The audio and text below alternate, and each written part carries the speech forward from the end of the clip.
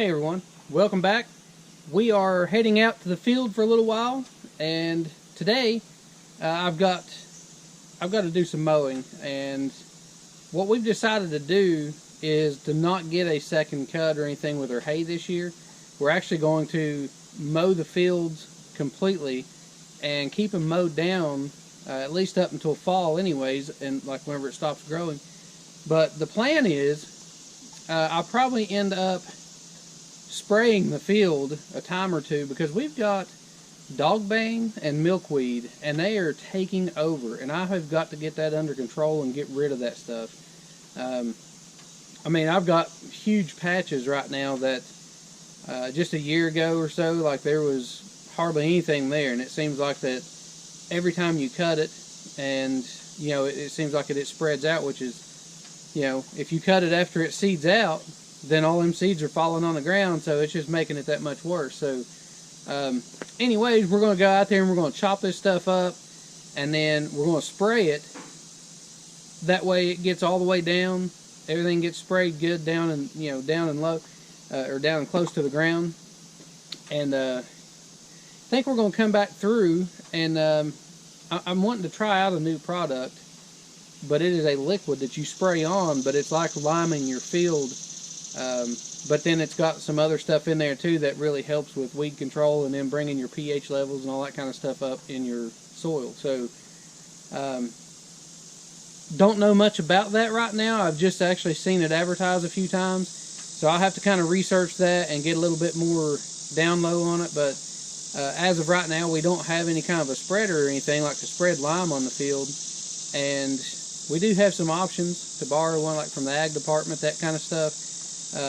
And we may end up doing that, but I thought I'd research this whole liquid thing a little bit more and see what it involves in spraying your field as opposed to liming your field and using it that way. So anyways, we're going to get started out there on the tractor. We're going to do some bush hogging, just chop all that stuff up and get ready to spray it. So I'll show you what we're dealing with here. Out here in this far end of the field, we have,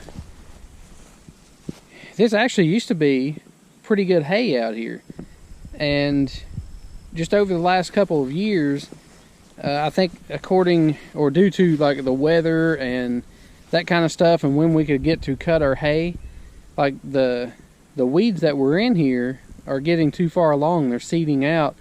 So then when you cut the hay and you've got those weeds in there, then those seeds are falling off, and then just replanting all these weeds all the time. So they're getting to be out of control. So out here in this far end, I've probably got, out of the 6 acres that is from all the way out here at this top point out here, from out there all down in here, I'd say out of the 6 acres, 75% of it now is covered with this. And it wasn't like this last year. Last year, actually, there was a lot of good hay still in here, and even over where, I don't know if you can see it or not, but this tree right over in here, that was all good grass hay over through there. And just this year alone, that stuff has spread that much. I mean, it's unreal how much this stuff has changed. But let me show you something else. Right here where I'm standing is a spot that I keep mowed with the mower, with a 0 turn. And I do this because if me and my wife want to come out here and kind of enjoy a day, have a picnic or something like that, this is like the highest knob around. Like, you can see, you know, the ridges and stuff way out through here, and it's just a real pretty scenic area. So I always keep this mowed off with the mower. And there is no dogbane in this, simply because we keep it cut. And if you keep everything cut well, then I see a few little pieces of it right here trying to come up, but it's very, very minimal compared to right here where it's not mowed and manicured. So what I'm going to do, I'm going to cut this stuff and I'm going to mow it a few times, and like I say, I'm going to spray it too. And I think by keeping it cut, letting the other stuff from the bottom grow up and take it over, I think it'll kill that stuff out, and especially with spraying it with a broadleaf type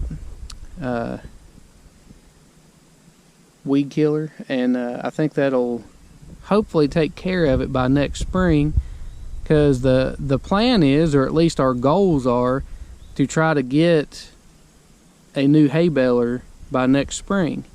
So if we can get our weeds under control and, you know, get this stuff into a nice quality hay, weed free, then it would make a lot more sense to spend the money on a hay baler and get a lot of good hay out of it versus getting a little bit of good hay and a lot of weedy hay.